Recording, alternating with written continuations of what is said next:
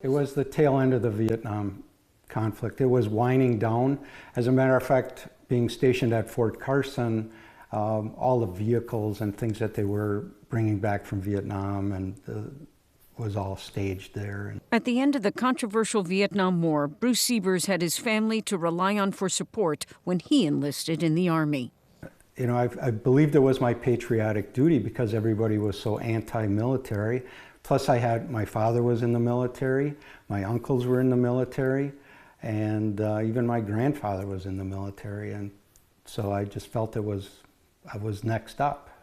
Bruce is a big believer in sound body, sound mind, and both were put to the test while serving stateside with the Signal Corps, providing communications for the 4th Infantry Division. You know, learning to get along and live with other individuals was a great experience.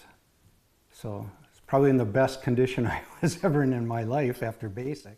Bruce would get married and start raising a family, and then rose to the rank of sergeant, which affirmed his desire to lead by example. So we would lead PT, physical training in the morning, any other training, first aid training, whatever other training that we would have. We would lead that for them and help them through that. And it was with the help of the GI Bill that Bruce went on to earn a degree in microbiology and chemistry at UW-Oshkosh. I think it was like the 26th, and I started college on the 29th or something like that. So I was all set. I was all primed to go back to school. Really? And I did that on the GI Bill, which was a pretty great program.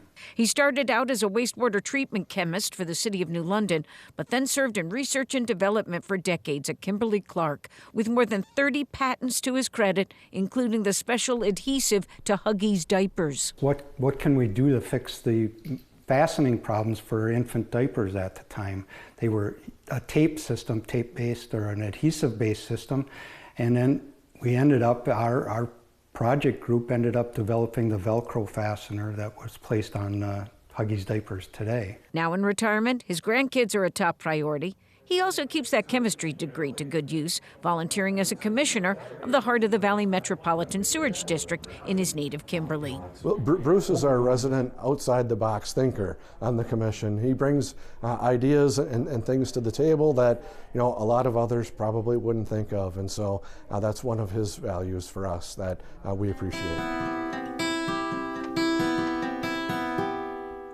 Bruce is a guy who sets his mind to something and achieves it, like learning to play the guitar after retirement. He's not going to give the military credit for that, but it certainly did confirm the quality that he held within him.